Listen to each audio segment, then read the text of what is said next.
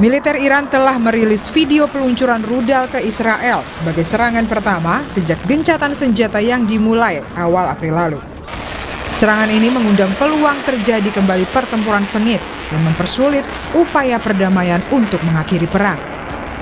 Kantor berita pemerintah Iran membenarkan adanya peluncuran rudal tersebut dan langsung menutup wilayah udaranya untuk mengantisipasi serangan balasan.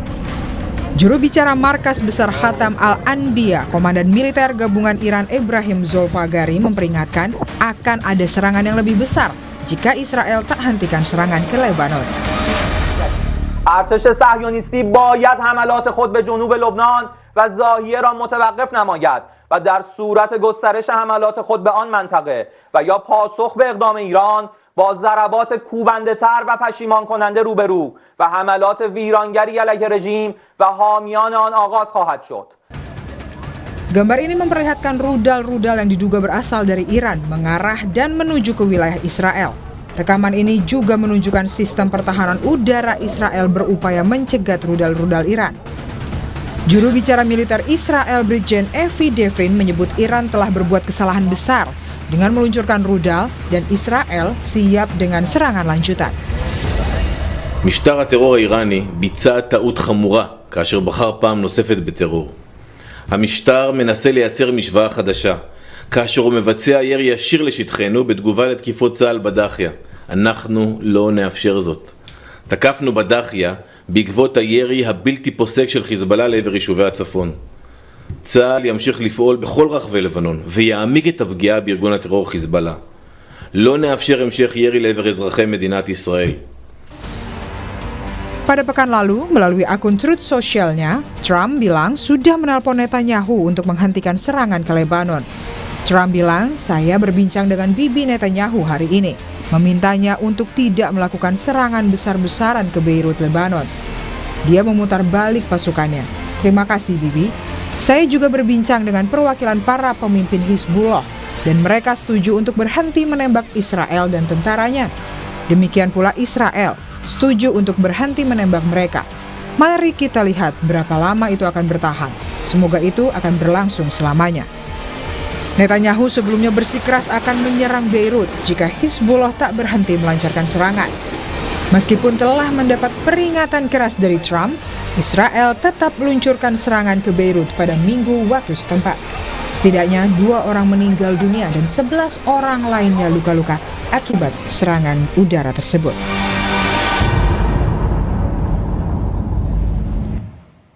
Lalu bagaimana kelanjutan konflik yang sedang memanas kembali? Akankah konflik ini jauh dari kata damai atau ada strategi lain yang tengah digodok oleh para aktor perang?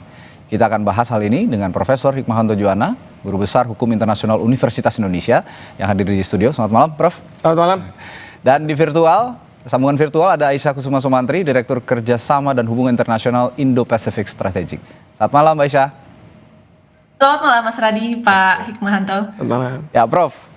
Tadi di berita pengantar dikatakan Trump ini kan sebenarnya cukup berang dengan serangan Israel ke Lebanon begitu ya.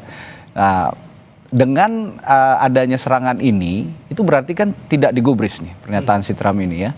Ini kira-kira apa implikasinya buat Israel sebenarnya? Sebelum kita bahas juga nanti Iran mengirimkan rudal ke Israel. Ya. Yang pasti adalah dalam posisi seperti sekarang ini, Trump itu tidak membantu Israel. Trump itu sudah bicara keras dengan Perdana Menteri Netanyahu untuk tidak melakukan serangan ke Lebanon. Ya. Bahkan ketika serangan Lebanon dilakukan, lalu kemudian dia minta untuk tidak melakukan retaliasi kalau Iran akan menyerang Israel. Okay. Dan Trump sudah seolah-olah mengatakan, sekarang kita tidak ada di belakang kamu. Silakan kamu berperang sendiri. Mungkin Trump ingin memberi pelajaran juga kepada Netanyahu bahwa kalau dia, Netanyahu, yang menentukan segala macam strategi, Amerika Serikat tidak mau membantu. Karena apa? Bagi Trump, yang diresikokan tidak hanya kredibilitas dia di dunia internasional, tapi yang lebih penting adalah di dalam negeri, bahwa dia tidak, itu tadi. Iya, ada pemilu selanjutnya dan dia tidak mau dianggap bahwa serangan membantu Israel itu berarti kepentingan Israel yang akan diutamakan, bukan Amerika begitu. Dia stand for himself berarti ya? Ya. Trump ini nggak stand for Israel juga begitu ya? Ya, dengan harapan sebenarnya Israel juga punya backup sebenarnya, cuman akhirnya juga Israel bertindak sendiri. Mbak Isha, Iran kan mengklaim serangan rudal ini cuma peringatan katanya untuk menahan laju serangan ke Israel. Maksudnya laju serangan Israel di Lebanon maksud saya. Nah, kira-kira strategi geopolitik apa jangka panjangnya dari Teheran di balik unjuk kekuatan ini? Apakah murni ini pertahanan atau bagian dari upaya menegaskan dominasi regional mereka? Pasti ada upaya untuk menaikkan leverage dan menegaskan dominasi di dalam peperangan ini, Mas Radhi. Karena kalau kita lihat di sini, sebenarnya sejak awal Iran ini menginginkan penghentian kemudian seluruh perang di Timur Tengah ini sebagai sesuatu yang dibahas satu paket dengan negosiasi keseluruhan ya dengan Amerika Serikat. Nah, tetapi kan permasalahannya dari AS dan Israel sendiri, mereka tidak satu suara. Kita lihat bahwa AS ini kan sekarang ingin ya cepat-cepat keluar dari peperangan ini, apalagi kita tahu bahwa kemudian sudah diresmikan yang namanya War Power Resolutions gitu ya, yang mana kemudian itu sudah disahkan oleh Kongres. Akan tetapi, nah ini masih menjadi tanda tanya apakah kemudian Trump akan menandatangani atau tidak, karena itu membutuhkan tanda tangan presiden gitu ya. Nah sementara itu saya kira di sini Israel kan masih terus-menerus sebenarnya menginginkan ya buffer zone mereka itu dimundurkan sampai ke batas Sungai Litani. Permasalahannya ya, Amerika Serikat dan Israel ini dari kemarin sebenarnya perbedaan pendapat ini juga menimbulkan ketegangan, apalagi kemarin ada laporan yang menyatakan bahwa sebenarnya kemarin dari Pentagon itu sudah mulai bersih-bersih itu. Banyak sekali agen Mossad yang kemudian dimasukkan ke dalam Pentagon dan kemudian ke dalam lembaga-lembaga strategis Amerika Serikat. Itu kan mengatakan bahwa Amerika Serikat sendiri sekarang berusaha untuk ya menekankan sebenarnya kepentingan nasional mereka tuh apa di situ. Sementara ya mereka semakin tidak populer dalam peperangan ini gitu, Israel menginginkan terus melanjutkan. Saya kira sebenarnya Iran di sini dia melihat ini sebagai sebuah kesempatan. Pertama, Iran mendemand untuk bisa Amerika Serikat ini menarik seluruh pasukan yang ada di Timur Tengah. Yang kedua, ini menjadi salah satu peringatan bagi Israel untuk berhenti ya melakukan serangan terhadap Hizbullah. Karena Iran ketika dia melihat bahwa peperangan ini terus berlanjut sementara kemudian Israel memiliki kemudian kepentingan yang berbeda dengan Amerika Serikat dan tetap melakukan serangan-serangan terhadap sekutunya, maka kemudian Iran berusaha untuk menekankan bahwa ya terms dan condition untuk melakukan negosiasi ini masih ada. Sementara AS karena kita tahu sendiri bahwa tadi War Power Resolution saya sudah ditandatangan, saya kira ini tidak memiliki banyak pilihan di sini selain kemudian mengatakan kepada Israel untuk menghentikan serangannya. Oke. Prof, Iran menyerang Israel ataupun mengirimkan rudal ke Israel ini kan dengan dalih karena Israel masih terus menggembur Lebanon Selatan di Beirut dan juga Beirut juga. Nah, kira-kira legal standingnya dari perspektif hukum internasional, apakah dibenarkan Iran menyerang Israel atas nama negara lain, dalam hal ini Lebanon, dan mungkin juga nanti kalau misalnya ada protes Israel menyerang Gaza juga bisa diklaim oleh Iran, saya menyerang Israel karena Israel terus menyerang Gaza begitu. Bisa nggak kayak gitu? Kira-kira? Sebenarnya gini, Presiden Lebanon mengatakan bahwa seharusnya masalah Lebanon urusan dia dengan Israel. Tidak perlu misalnya Iran ikut serta dalam konteks serangan Israel ke Lebanon gitu ya. Dan memang kan sedang diupayakan gencatan senjata yang dimediasi oleh Amerika Serikat antara Israel dengan Lebanon. Tapi gini, kita harus lihat konteks besarnya. Konteks besarnya itu begini, bahwa yang Israel serang itu adalah Hezbollah. Jadi bukan Lebanonnya. Bukan Lebanonnya, ya. Iya, Hezbollah. Dan Hezbollah ini mengapa awal-awal ya pada waktu terjadi perang antara Amerika, Iran, terus kemudian juga Israel, itu dia melakukan serangan ke Israel. Dan atas dasar itu kemudian Israel kan membalas. Lalu setelah membalas dia tidak hanya sekedar membalas, tetapi juga memperluas kekuasaannya menjadi Israel Raya. Dia ambil itu Lebanon Selatan, lalu kemudian sekarang Beirut itu diserang juga. Nah dalam konteks seperti ini Iran melihat bahwa saya tentu harus berpihak kepada Hezbollah, satu, dan yang kedua yang penting sekali adalah dia tidak akan mentolerir negara Zionis untuk memperluas wilayah, karena pada dasarnya ideologi dari Mullah ini adalah mereka tidak mau adanya negara Zionis di tanah Palestina. termasuk juga di Lebanon Selatan, kemudian di tempat-tempat yang katakanlah diklaim oleh Israel. Nah itu harus hilang. Nah oleh karena itu Iran melihat bahwa Israel sudah melakukan perluasan kekuasaan. Nah ini yang dia lakukan serangan ke Israel. Jadi kalau misalnya kita lihat dari dalam konteks hukum internasional, bahkan dalam konteks hukum itu kalau faktanya cuma sedikit, mungkin kita akan bilang oh ini salah, gitu kan? Posisinya lemah begitu Iran. Posisinya lemah Iran. Tapi kalau faktanya itu dibuka secara lebih banyak lagi, mungkin kita akan berpandangan berbeda. Ya, mungkin kita mengatakan bahwa apa yang dilakukan oleh Iran ini bisa dibenarkan karena dia ingin membantu agar Israel tidak memperluas wilayahnya ke Lebanon yang dipertahankan oleh Hezbollah. Kira-kira masyarakat internasional juga akan mahfum dengan posisi Iran saat ini menyerang Israel? Kira-kira buktinya sampai hari ini belum ada kecaman-kecaman dari masyarakat internasional. Jadi dalam posisi seperti ini memang mereka juga bisa memahami bahwa tindakan Israel ini salah sebenarnya. Dan kemudian kalau misalnya Hezbollah melakukan serangan balasan dengan kekuatan mereka sendiri, itu kan nggak mungkin. Nah disinilah kemudian Iran masuk. Tetapi Iran juga sekaligus melakukan pengetesan. Apakah Amerika Serikat akan ada di belakang Israel atau tidak? Ini pertanyaan saya selanjutnya ke Mbak Aisyah. Di sisi lain kan Israel juga mengabaikan permintaan Amerika Serikat untuk stand down di Beirut.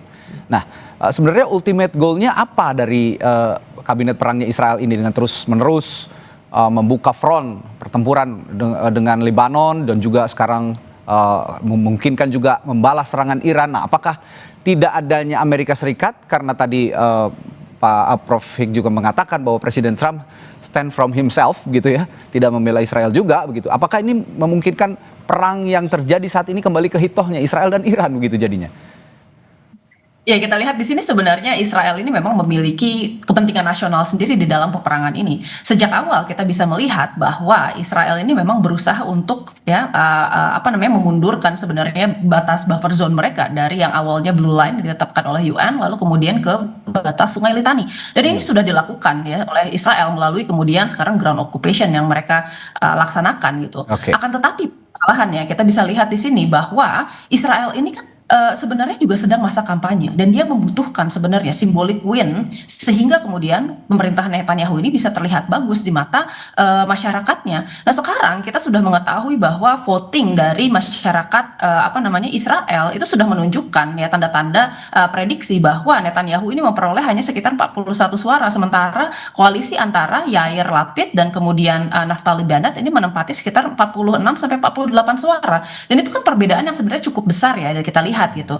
Jadi sebenarnya di sini yang dilakukan oleh Netanyahu dia berusaha juga untuk bisa memenangkan suara-suara masyarakat yang populis di mana kemudian ya siapa kemudian adalah suara pemenangnya itu adalah masyarakat-masyarakat yang berasal dari kalangan sayap kanan ekstrem. Menariknya mereka juga yang kemudian mendukung peperangan. Tetapi kita lihat di sini sebenarnya ini juga tidak menghapuskan fakta bahwa di Israel saat ini perang itu cukup tidak populer gitu. Karena untuk masyarakat yang sifatnya moderat dan progresif rata-rata mereka menentang peperangan ini karena banyak sekali kemudian expense secara ekonomi, secara kemudian keamanan manusia gitu yang harus mereka bayar untuk bisa melangsungkan peperangan ini. Oke, Prof, balik lagi ke serangan Iran yang mengatasnamakan karena Israel menyerang Lebanon. Lebanon ini kan sebenarnya tidak meminta bantuan militer apapun kepada Iran, meskipun mereka ini ya Hezbollah dalam hal ini juga berafiliasi atau punya koneksi yang cukup baik dengan Iran.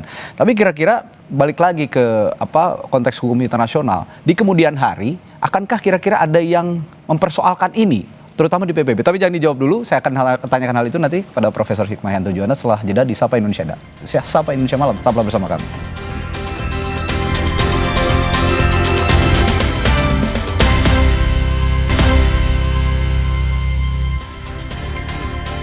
Kami lanjutkan perbincangan bersama Profesor Hikmahanto Juwana dan juga Mbak Aisyah Kusuma Sumantri. Tadi saya bertanya ke Prof Hik, Lebanon itu tidak pernah meminta bantuan militer pada Iran. Meskipun Iran mengatasnamakan karena Israel menyerang Lebanon, kami mengirimkan rudal ke sana. Tapi saya ingin tanyakan di kemudian hari, meskipun itu secara hukum internasional sekarang belum ada yang mempermasalahkan. Tapi di kemudian hari ada nggak kemungkinan hole gitu yang bisa memungkinkan Iran ini dipermasalahkan serangannya ke Israel begitu kira-kira? Ya, masalahnya kalau misalnya dalam situasi geopolitik yang sedang ya dinamis seperti sekarang ya, apalagi bereskalasi, itu kalau dipermasalahkan secara hukum itu saat salah satu negara itu kalah. Oke. Lalu kemudian dipermasalahkan. Biasanya begitu. Iya. Ya, biasanya. Jadi misalnya katakanlah Iran ternyata sudah tunduk dengan apa yang dikehendaki oleh Amerika Serikat, oleh Israel.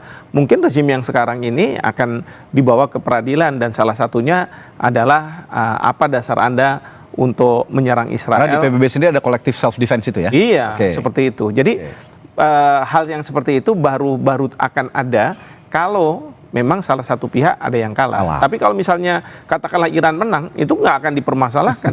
Bahkan kalau misalnya imbang sekarang kayak sekarang ini juga nggak dipermasalahkan. Betul. Itu artinya tergantung nanti bagaimana ujung perang ini. Oke, Mbak Aisyah, Presiden Amerika Serikat Donald Trump menyatakan kesepakatan damai dengan Iran ini sudah sangat dekat katanya, dan meminta Israel sudahlah tidak usah balas-membalas lagi. Mengapa ada ego yang tidak selaras kalau begitu antara strategi Washington yang ingin segera diredakan ketegangannya dengan strategi Tel Aviv di lapangan, Mbak Aisyah, menurut Anda? Ya tentu saja karena dua negara ini sebenarnya memiliki kepentingan nasional yang berbeda gitu. Karena pada dasarnya kalau kita lihat di atas aliansi dan kemudian kerjasama antar dua negara, kepentingan nasional itu tetap menjadi tujuan yang utama bagi negara-negara tersebut. Nah tetapi saya kira memang di dalam peperangan ini tidak mungkin Amerika Serikat ini meninggalkan Israel seorang diri di Timur Tengah. Ya pasti akan ada jaminan keamanan tertentu yang ingin dicapai oleh Amerika Serikat sebelum dia memastikan bahwa dia bisa meninggalkan Timur Tengah. Di antaranya adalah sebenarnya himbauan bagi negara-negara GCC untuk menandatangani Abraham Accord. Ini kan selalu menjadi permasalahan karena Israel ini selalu dianggap sebenarnya selain Iran ya, duri di dalam daging juga bagi regional, khususnya kalau kita sudah berbicara mengenai permasalahan yang ada di Gaza gitu ya, pelanggaran kemanusiaan, pelanggaran hukum internasional dan lain-lain gitu ya, serta kemudian sentimen masyarakat Timur Tengah terhadap Israel. Jadi meskipun negara-negara GCC ini juga bekerja sama dengan Amerika Serikat, tetapi belum tentu sebenarnya perspektifnya itu positif terhadap Israel. Mungkin kita tahu ada beberapa negara yang sampai sekarang itu sudah melakukan kerjasama dan melakukan normalisasi hubungan seperti misalnya Uni Arab Emirat. Tetapi sisanya saya kira ini masih sulit untuk bisa menerima Israel sepenuhnya. Oleh karena itu Amerika Serikat akan berusaha untuk menekan Abraham Accord di sana.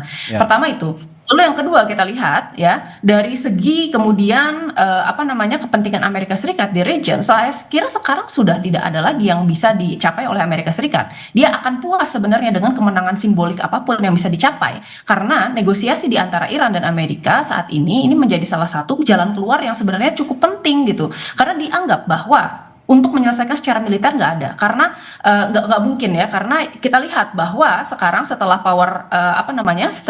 war power resolution ini kalaupun misalnya presiden memveto atau kemudian pada akhirnya menolak untuk menandatangani resolusi ini yang terjadi adalah Kongres ini akan melakukan power of the purse dalam artian 200 miliar USD yang kemarin diminta oleh Donald Trump itu tidak akan disetujui sampai akhir. Jadi sebenarnya AS sudah kehilangan kekuatan dan resources untuk kemudian bisa melanjutkan perangnya dalam skala besar-besaran gitu ya. Sementara saya kira sebenarnya baik Iran dan AS sudah menginginkan untuk jalan keluar dari perang ini. Jadi sebenarnya bagaimana sekarang Donald Trump bisa melakukan ya sebuah strategi yang win-win untuk menghadapi Israel. Win dalam artian apa? Dalam artian dia bisa memenangkan hati dari politik domestiknya dan kemudian memenangkan juga nih lobbyis Zionis yang ada kemudian di Amerika Serikat yang mensupport ya political campaign dari Donald Trump. Ini yang sulit karena apa? Mereka juga didukung oleh hawkish Amerika atau politisi-politisi seperti Lindsey Graham dan kawan-kawannya. Ya, loyalis Zionis kalau dikatakan Mbak Aisyah tadi di Amerika juga memang sangat banyak jumlahnya sehingga ini menyulitkan juga posisi Donald Trump sepertinya untuk bargain kembali ya bagaimana ujung perang ini akan berakhir begitu. Tapi tadi saya sempat ngobrol sama Prof. Hik, sebenarnya ada indikasi tone down ya kemarin tuh berharap wah ini sepertinya udah ada ujungnya nih perang ini. Tapi ternyata ada serangan lagi dan akhirnya masih memanas kembali. Tapi dari perspektif hukum internasional, bicara soal negosiasi, lalu juga Selat Hormuz di dalamnya ada salah satu tolak ukur negosiasi juga, ditambah juga ada tekanan global. Bagaimana ujungnya ini akan terjadi sebenarnya perang ini, Prof? Yang pasti pertama adalah dalam situasi seperti ini, Presiden Trump itu mau mengatakan bahwa the one who is calling the shot, yang menentukan segala sesuatu, itu adalah Trump. Tapi kan Trump mau berdamai dengan Iran itu selalu diganggu oleh Netanyahu. Ya.